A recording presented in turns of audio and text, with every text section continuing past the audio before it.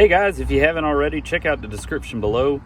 The best of the best, Ron Spoomer Outdoors, Backfire TV, and Hootie Hoo. Check them out. Well, we are almost there. Every year when deer season ends, I always look forward to next deer season. I can't get enough of it. I live for deer hunting. It's a hobby, that is. But I've seen a lot of stuff on people searching or wanting to know what is the ultimate, the best deer rifle caliber that I could buy. Well, I can guarantee you this. You're not going to find the answer on a ballistics chart. The only way you're going to find the answer is through you and your experience and what works best for you. That's where your best rifle cartridge is. Now, with that all being said, because that was very vague, but it's all going to depend on your state laws. See, here in the state of Texas, we don't have that straight wall cartridge only.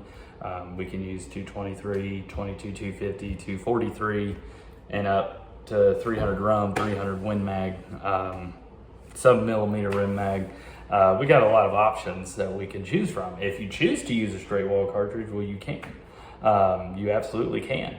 But if you're not in the state of Texas, make sure you verify your laws for deer hunting and go from there. Now, the reason I say you're not going to find it on a chart, you're not going to find it on a ballistics chart.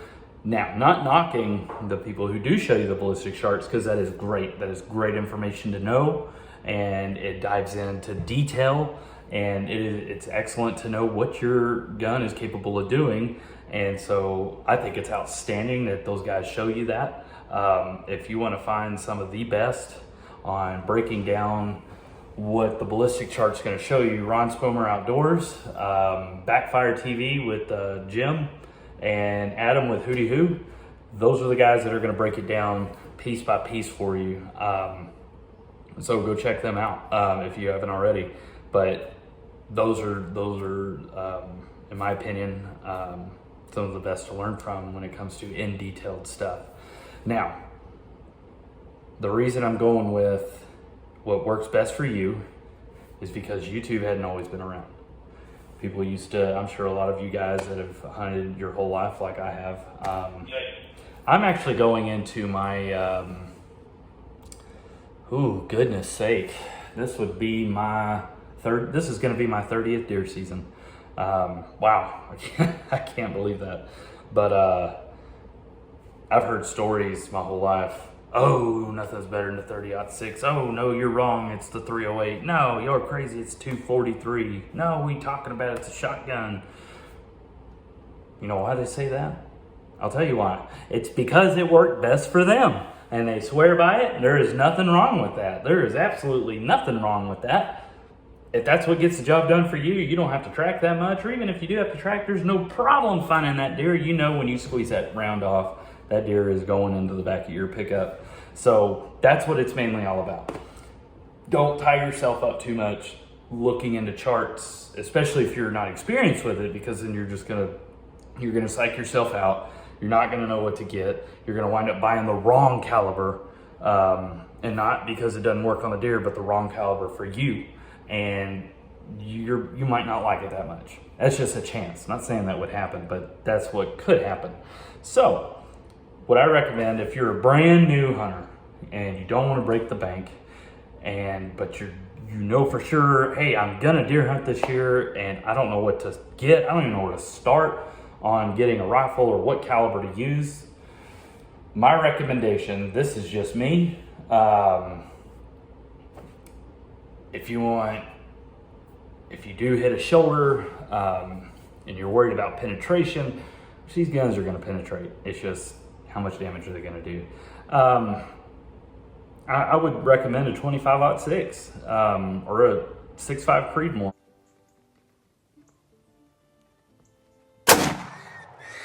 Or 6.5 PRC. But that's just me. If you want to go with 308, do the 308. The 308 is known as a rainbow round. That doesn't make it any less better than, oh my goodness, a 30-aught, or it doesn't make it better than a 30-aught. It literally just goes down to what you like. So if you want to go as low as in the state of Texas, you can use a 223. Use a 223. That's one of my favorites. If you've watched my videos before, I love it. That's just because with that specific gun that I have, I could circumcise a gnat at 300 yards away with that thing. I love that gun. I could shoot it blindfolded, and I know I'm going to knock that deer down. But it all goes down to shot placement. When I'm using a 223, I always put it behind the crease of the shoulder and get in that soft spot, and that deer goes down quick. Now, I started off using a 30-30 and a 270, and back when I was a lot younger, and those got the job done. They did great. But over time, I'm a bigger fan of being able to stay in the optic after a round is squeezed off, which is why I'm gonna get a 25-06 one day. I'm gonna get one eventually. I ain't got no money, but I'm gonna figure it out. So we're gonna get it figured out one day. But I do have a 6.5 Creedmoor now. Haven't deer hunted with it yet. I'm gonna pull it out this year and try it. But yeah, whatever works best for you. Now, the calibers that I think are the best for me, what I'm gonna eventually own all these one day. It's just gonna take a lot of time, but one day, I do want to make sure I have a 6.5 PRC. I do want to make sure I have a 7mm 08. I do definitely, first and foremost, want to make sure I have a 25-06 for deer season. I do have a 270 WSM, and it's a Canon, and I love it. It's a great gun. Ammunition is, yeah, ammunition's fun to find, and when you do find it, yeah, it's expensive. But those are the realms of deer cartridges I think would work best for me and the terrain I hunt. And it also mainly depends on the terrain that you hunt. You hunt in really thick areas. Like out in Texas, we got East Texas. It gets pretty thick out there. That's where your pine trees are, real trees. So there might be a lot of areas you only got a 50-yard shot. That might be your furthest shot. We'll look into a 450 Bushmaster or even a 300 Blackout. There's a lot of people that love 300 Blackout. There's a lot of people that hate the 300 Blackout. I don't have an opinion either way on it. The 6.8 SPC, phenomenal round. If you want to use the bigger calibers and be like, you know what, I've heard nothing but good things about 30-06 and 308 and 7mm mag, do it. By all means, it's what's going to be comfortable for you. Where can you shoot the most confidently? Because you need to have confidence. If you go in there overthinking it, it might not turn your way. But that's what hunting's all about. I've missed deer before in my lifetime. Like, I mean, this is my 30th year going in. It happens.